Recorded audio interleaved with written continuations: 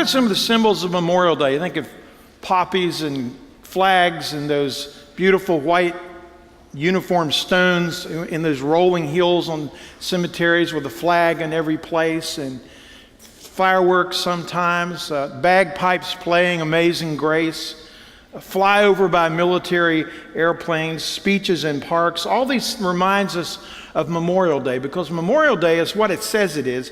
It's a day to remember.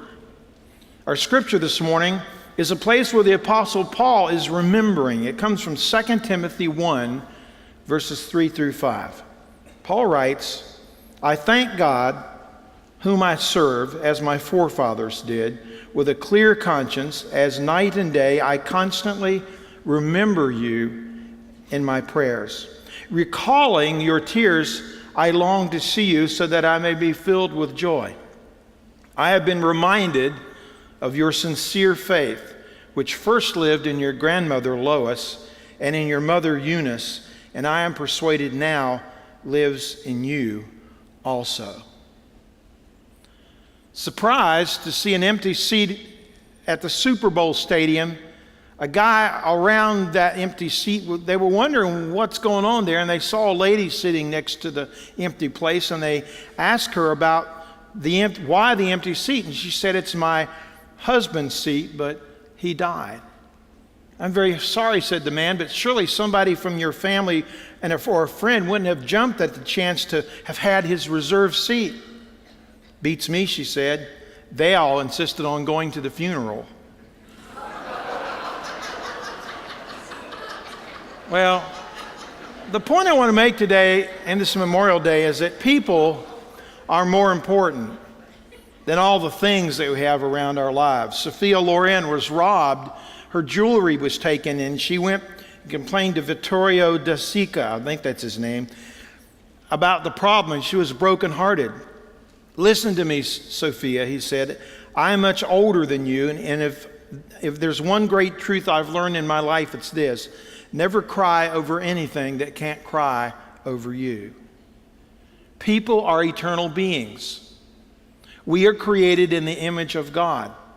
We should value people more than material things. The problem is we have our values all messed up. Remember the story? It was on the national news where a guy broke into a really upscale department store a couple of years ago. He didn't steal a thing. He just went in and he swapped the price tags on things. Things that cost thousands of dollars cost a little bit, and things that cost a little bit cost thousands of dollars. And he switched the price tags. A preacher suggested that people will spend $30,000 on an automobile to get them where they're going in style, but they won't spend $300 on Christian books to get them to heaven. Or some might spend several $1,000s to straighten out their child's teeth, but they won't spend $100 to send them to Christian camp to straighten out their lives. Or we may give $10 to our children, our grandchildren, to go to the movies, but we barely give them $1 to take to Sunday school. On this Memorial Day weekend, I like to remind you that people are what really count in life. People are more important than things. More important than our own fun or our own pleasure. That's why in 2 Timothy 1, 3 through 5, we see Paul remembering Timothy. Verse 3, "I constantly remember you in my prayers." Verse 4, "Recalling your tears," he wrote. And then in verse 5, "I am reminded of your sincere faith." Paul remembers Timothy in many ways. He remembers him enough to pray for him. He remembers some of the pain in his life. And he remembers that he has faith as a man of God. And on this Memorial Day weekend, we should be remembering people. And we're going to do it in three ways. I just suggest you think about it in three ways. First, to look back and remember the people who have died, some of them who died for us. To look out and remember to love the people that God has placed in our life today. And to look up and to honor God. Let's look at each of those quickly. First, to look back and remember those who have died. In 2 Timothy 1, 3 and 5, he writes, "Thank God, whom I serve as my forefathers did. I have been reminded of your sincere faith, which first lived in your grandmother Lois and in your mother Eunice. Memorial Day weekend is a time to look back and to remember those who have died, veterans, loved ones in our family. A couple of years ago, Sandy and I decided that after Easter, we would go spend 3 weeks up in the mountains of Vermont. Enjoy an early spring, we thought. You know, it still snows up there in May. Beautiful little town of Rygate Corner. It's a village in the Vermont mountains. It's where we were staying. There are 20 homes and farms there nestled in the valley, a community hall, a cemetery, a small post office, and a beautiful little Presbyterian church. Before we left, we wanted to have lunch with the village pastor, and so she met us at a place to have lunch, and I went on about how spectacular the spring has been. The daffodils and the lilacs and the hyacinths, the miles of green, that new green grass that comes up, and then millions of yellow dandelions, not the little teeny kinds like we have. I mean, theirs are big.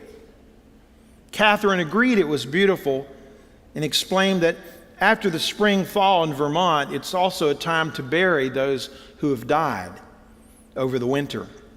For the next week and a half, she had back-to-back interment services where once again those who have died are remembered and laid to rest. In Vermont, May is a month for remembering. Now, originally, Labor Day was instituted as a holiday to give thanks for the lives of those who have died during the Civil War. But in the years that have followed, it's gone to be called Decoration Day, where people go to the burial place of those whom they loved and put a flag or flowers or a note there. 750 people usually visit the USS Arizona and Hawaii, but this weekend 4,600 will visit. An average of 3,000 people visit the Vietnam Memorial every day, but this Memorial Day weekend they're expecting 7,000 to 8,000 people. This weekend, tens of thousands are expected to visit the World War II monument in Washington, D.C. And God bless everyone who goes and visits those graves and gives thanks for those loved ones. Every year on Memorial Day weekend, we plan to remember those who have died and are interred in our memorial garden. That's what that service will be about a little later today. Someone once said this: "Say goodbye to me, but not to the thought of me." A man by the name of Milt Rodd worked many years as a used car salesman in Spokane, Washington.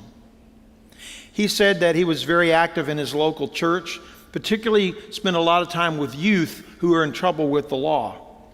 Week by week, he patiently taught them from the Bible and prayed for them and helped them understand who they are and whose they are, and to increase their sense of self-worth. One day, Milt went for his annual physical, and the doctor said, "We need to go to the hospital to check on something." And they did some exploratory surgery, and the doctors found that he was full of cancer. They sewed him up and sent him home, and he died within a week. After the funeral, a friend said, "Isn't it interesting that no one's asking how many cars he sold? But they will remember how many lives he changed." Say goodbye to me, but not to the thought of me. So Memorial Day weekend is a time to remember those who have died. Let's look at number 2.